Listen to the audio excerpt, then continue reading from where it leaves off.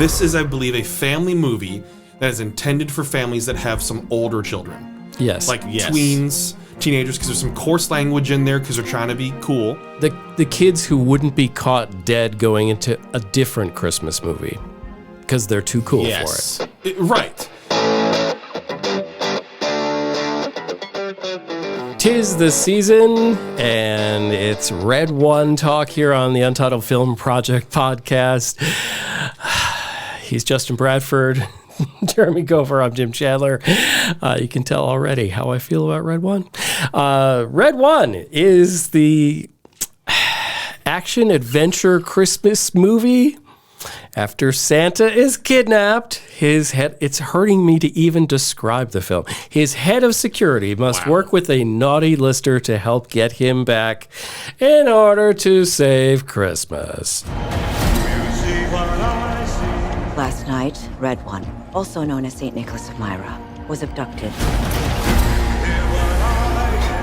Are you saying Santa Claus has been kidnapped? And we have the big question. Takes a different form. A little bit different form. We're going to do holiday movie Smash or Pass. That's going to be fun.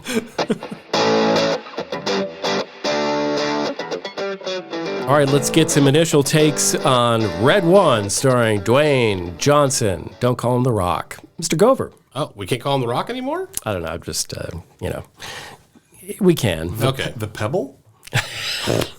The Stone? Based on his recent movie run, maybe we call him Flop. If you're Chris Evans, why would you do this? That's my initial take on Red One. That was one of the questions I had. Good for him. He's not bad at it, by the way. When this script comes across your desk, it's like, really? This is how you want to diversify your catalog? No. Jim. Red One is one of those movies where, Wicked is sold out, Gladiator 2 is sold out, and you're stuck with relatives, and they're age 10 to 80, and you just want to, everybody's can agree on a movie. You're going to go see this movie, everybody's going to go, that was all right, and you'll forget about it before you get home. That's my initial take. Wow. Bradford. Okay. Is it great? No. Is it instant holiday classic? No. Is it trash like Madam Web? Also no. No. It's not that bad. Is it poor timing when they released it? Yes, because they probably had a freak out moment when they saw Wicked's releasing when. Yeah. And so they put Same it out. day as Gladiator 2? Yeah. They released this movie too early. Yes. Because you didn't have the holiday season fully in yet, even if you waited 1 week. But Wicked's going to dominate the box office as well as Gladiator, but it's going to be all Wicked. Yep. Right? Now, this is not the type of movie that has to be good. There has to be elements of it being at least watchable for people, right? For me, it was at least watchable, but I'm not necessarily the target audience also for this. This is, I believe, a family movie that is intended for families that have some older children. Yes. Like tweens, teenagers, because there's some coarse language in there because they're trying to be cool. The kids who wouldn't be caught dead going into a different Christmas movie because they're too cool for it. Right. And so you can tell the angle they're trying to go for, and I understand that as well. And it's so they can enjoy a Christmas movie with some language and feel like they're being a little more cool because The Rock's in it and Chris Evans. It's a little edgy and a little rough. It has plenty of eye roll moments. It doesn't have enough heart to make it a true feel-good movie because the heart part is rushed in it. But I feel like it's still enough to entertain families. Now, that is not me saying it's good, but it has enough to accomplish what it was meant to do, which is just entertain families. And it's fine if it's forgettable. Because again, this type of movie doesn't have to be good in a critic's aspect or in a critic's mind. It just has to entertain enough for you to go for 2 hours and be like, okay, let's spend a lot of money and go to the movies, or our kids can shut up a little bit. I think we can just relax. I think we're agreeing on this. I think it's like we got to get out of the house. What are we going to do? Let's go now, to that. There were, in my audience, there were plenty of laughs. There's some good line deliveries. Yes. And it should be enough for people to at least enjoy themselves. So I say that as my initial take is that it is getting completely trashed by critics, I think a little unfairly, in terms of it's got to be within the right scope of things. And certain movies are meant to accomplish goals. And this movie is way over budget. Way beyond over budget that they had to release it to the theaters because originally, I believe, it was meant to be direct to streaming.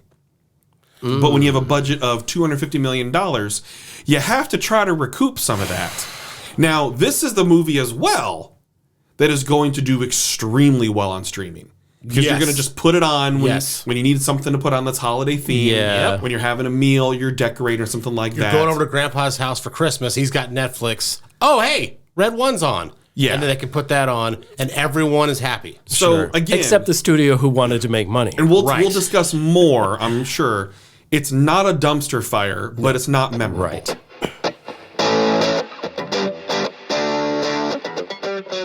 All right, let's go deeper on Red One, the latest rock movie that has not done all that well. Black Adam. And many others. So I'm on board with Bradford's initial take, which is this is not a dumpster fire. This is not like corrosive. It is not bad. It is just forgettable. There are major characters in this scene. We were preparing for this episode, and I'm going through the cast. I'm going, who is Dylan in the movie? I had to be reminded by Gover, oh yeah, he's the kid that Chris Evans' character ignores. And I only remembered him because he actually was a good actor, which is rare for me, as we all know. Child actor was good. Yeah, I thought he was okay. Oh, Gover. Oh. I mean, he's not going to win any awards or anything, but I mean, he was... That was on nobody's bingo card, I think. Okay, here's kind of most of my problem is I also don't think it had heart. It didn't establish it. I didn't get I thought Chris Evans' character was poorly drawn. I thought, I don't know. They sort of gave his motivations from being a kid and why he's just a kind of a jerk as an adult but I don't know. I just didn't buy into him. Because when you have a movie themed around the holidays, whether it is meant to be action comedy or not, and I say this because Jake Kasdan also directed Jumanji: The Next Level. Yeah. Now, the first Jumanji reboot was fun. Sure. Next Level was fine. Yeah, did the job. But the first one was a lot of fun, right? These movies have to have enough heart to make you go, oh. Like, just enough for when it's around the holidays to make it feel good, because feel good is memorable. Even when you look at some of these direct-to-streaming holiday movies meant for the family, you still put it on because it makes you have a realization of heartwarming. You just need a little bit of warmth of your heart. They didn't develop the characters enough. It wasn't well written, like you said. Chris Evans' character was not written well enough to give you that moment that when he and his son finally connect, or when they're trapped in the snow globes or anything, to make you have any stake. There weren't stakes in there to make you have that heartwarming moment where he has the realization. Do they connect? Yeah, it's good to see. Okay. But did they build it enough to get there to be satisfying? They introduced the kid 35, 40 minutes into the film. But the problem is, it's over 2 hours long, and it's still 20 minutes too long. I'm getting to that. So how did you not develop these characters enough? There's so many problems with the way it's written. When you have a cast that should be able to pull off enough to make it at least decent, right? Now, I will say, with The Rock, he does not have enough heart. This is the kind of thing when you see the chops when it comes to having heart, because he's supposed to have this realization of his characters, like, I see it again, of, the children and adults and things like that. Dave Bautista, on the other hand, has enough acting chops. Yes. When you're looking for the big buff dude that can play, curmudgeon and rough around the edges, but has enough heart in the way he can act, who would have fit this role so much better. But it's not a Dave Bautista role. They wrote it for The Rock. Yeah, that's exactly right. I mean, he pulled off the loyalty to Santa, and I am basically his bouncer, Yeah. That's what he does. But the heart part is missing. So The Rock is my only real deeper dive here. Is he always plays himself? Yes. He has zero range. But this is kind of the perfect choice for The Rock. I mean, he's Santa's bodyguard. He fits the part. They have a decent. It's not great, but it's a decent chemistry. Him and J.K. Simmons. Thank you. Yep. It's.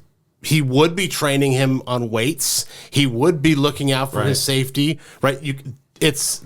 the most easy character development possible because this is It's him. it's him. And that was one of the most fun things I think about the first, third of this movie was setting up like what other dangers Santa has to deal with in the modern world. Like they were funny and it was interesting. I wanted more J.K. Simmons. I did. I wanted more of him because of J.K. Simmons. You didn't want him just sleeping in the chair? No. No. He raises the level of the movie when he's not sleeping and he's actually acting. He and Bonnie Hunt I thought were marvelous in this movie. Give me more. And I will say, Lucy Liu, I was just waiting for the scene. We got a little bit of Lucy Liu fighting. Just a little bit of fight choreography. I was like, okay, that satisfied me a little bit for what I wanted from her. Lucy Liu, I was going to say this in my scores, but I'll tell you now because you just opened up the floodgates. Okay. Lucy Liu stood out like a sore thumb. I can agree. It's almost as if she thought they were shooting one type of movie, and the rest of the cast got the memo that they're shooting a different kind of movie. And she plays it not like a straight man or anything like that, but she plays it like, oh, we're going to be campy. And I mean, what are you saying? Where is Santa? Like it's very over the top campiness, and everyone else is like, we don't know where he's at. Like it's so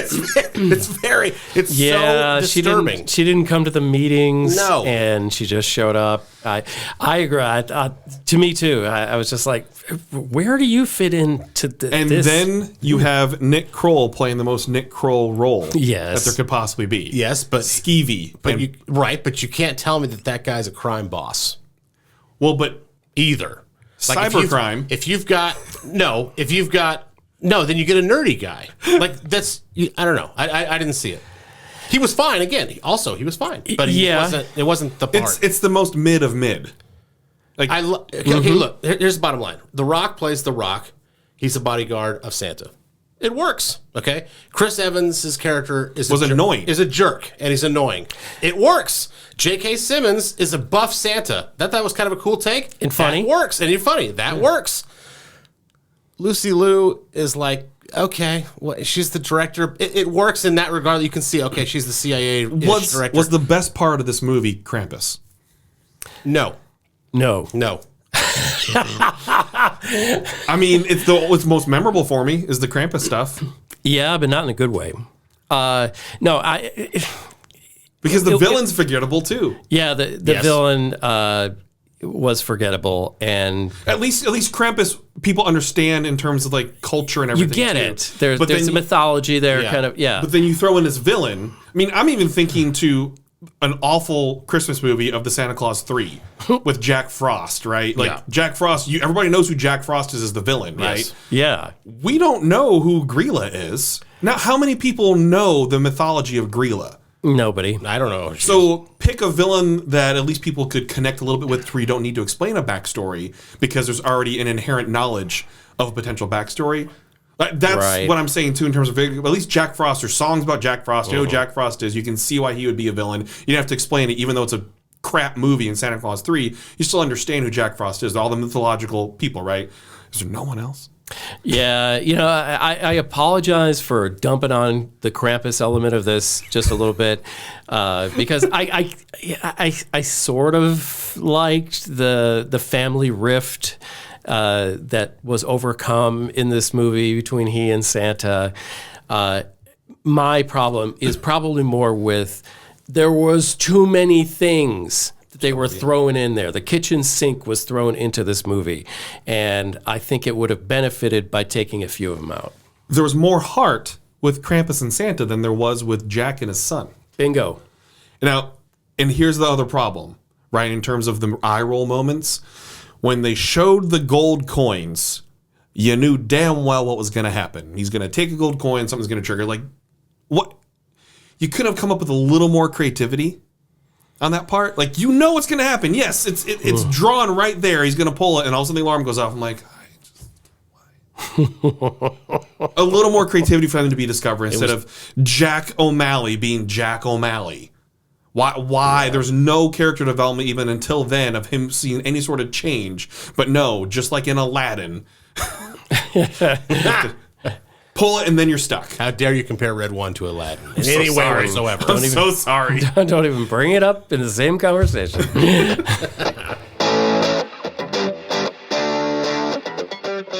let's get final scores on Red 1, starting with Jeremy Gover. I'm going to go 6.0. Here's why, because it's probably a little bit higher than you thought it was going to be. Yep. Red 1 is the uncle at the reunion that you haven't seen in years, trying to connect with the cool kids. That's what Red 1 is. It's like, oh, I remember my Uncle Tom or whatever. And then all of a sudden you're like, oh, he's kind of cool. Oh, wait a minute.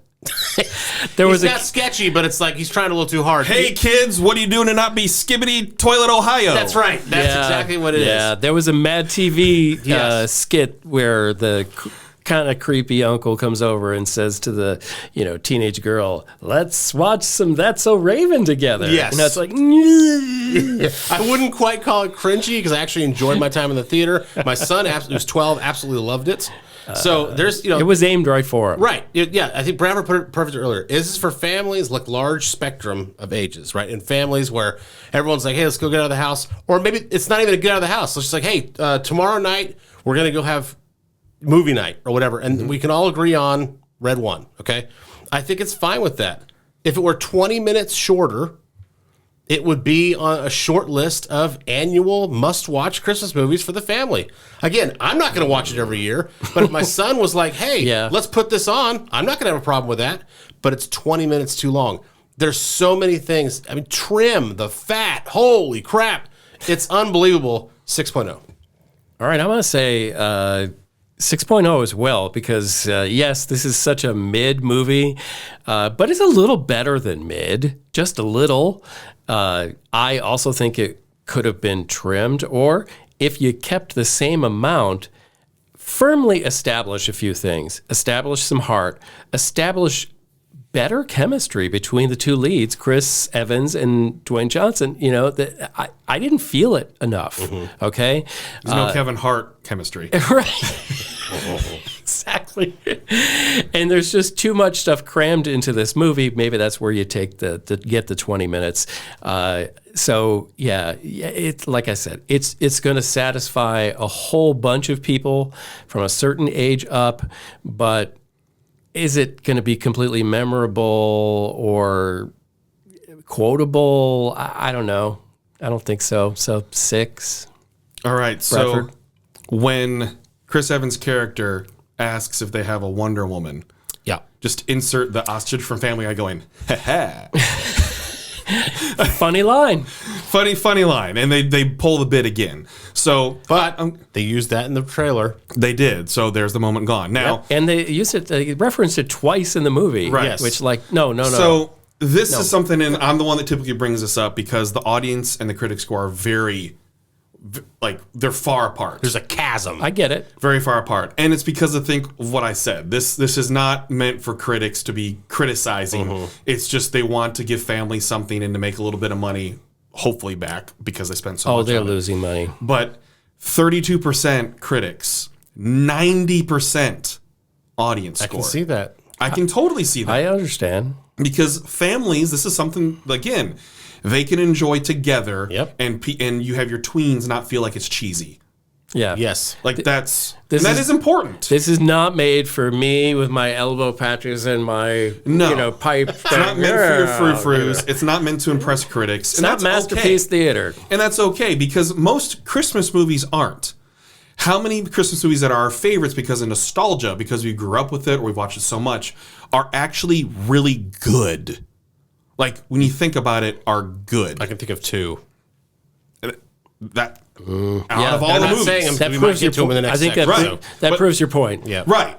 And that's okay. It is okay. They don't have to be stupendous movies that are life-changing, that win awards, because that's not what they're for. This will absolutely be somebody's favorite movie. 100%. Absolutely 100%. 100% because it connects on different levels, and they utilize pop culture in a way that makes people connect. So you have a child that is 12, 13, and they grow up, they're going to watch this every year. Yes, they are. For sure. Tradition. With a streaming repeat watches, it's going to become part of the and that's okay. But library. Overall, for me, it's not an instant classic because that's okay. I'm not the target for it. So for me, it's a 6.5. It is very mid, and that is okay. I thought you were going to go a little higher. No, I can't. I can't. All right, it's time. Justin Bradford, take the reins of this sleigh and hit us with an alternative to the big question. What are we doing? We are doing like Christmas movie smash or pass. Okay. Real simple here is I'm going to go through. Entertainment Weekly had their top 20 Christmas movies ever. I think 20 is a good solid number to get opinions. There could be slight arguments.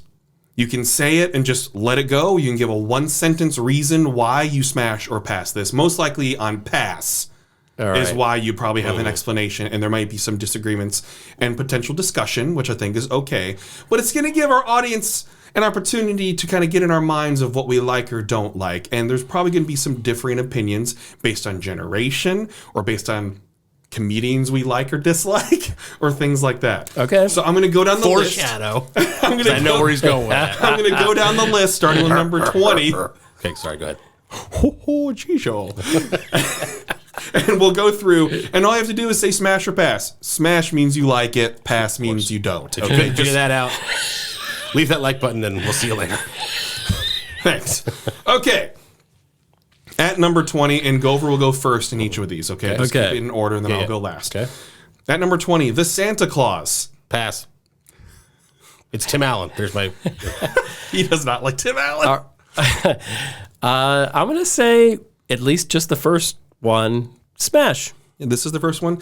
Santa Claus is a smash for me. That is 1994. I was 11 years old. That is peak. Yeah. Want your childhood nostalgia for me, right? I quote it all the time. Ho, ho, ho. Okay. Next. Coming up next, Gremlins. 1984, the original Gremlins. Ooh, I haven't seen that in decades. I'll say smash just because I remember liking it. Yeah. I could not tell you now. Yeah, I'll say because of my immature self probably at the time, if I looked at it now, it wouldn't hold up, but I'll say smash. Oh, smash. It's Gremlins. Okay. National Lampoon's Christmas Vacation. Smash because it's my number one Christmas movie and maybe comedy of all time. So Christmas Vacation, smash. Wow. I also smash this movie, but I'm not giving it that high a prop. It's top 3 for me, so smash, of course. Okay, Scrooged, 1988. Bill Murray's Scrooged. Pass. I had a coworker of mine say, "You got to see it." I'd never seen it. I was like, "All right, I'm down for a new Christmas movie to watch every year." It was very blah. Pass. You know, as somebody who saw it when it came out and then rewatched it within the last year, maybe last Christmas season, I would have said smash back then. It's pass now. No. Yeah, and it's a pass for me. It's not memorable. I don't remember from it. I know it's probably going to tick some people off, so please put it in the comments. Okay, next one. This one is controversial just because is it a Christmas movie or not? Here we go. I knew it. Die Hard. Smash. Smash. Smash. Okay, next one.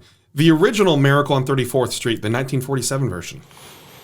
Okay, this is complicated only because as a quality of film, especially at the time, it's smash all day. I understand why it's highly regarded, blah, blah, blah, blah.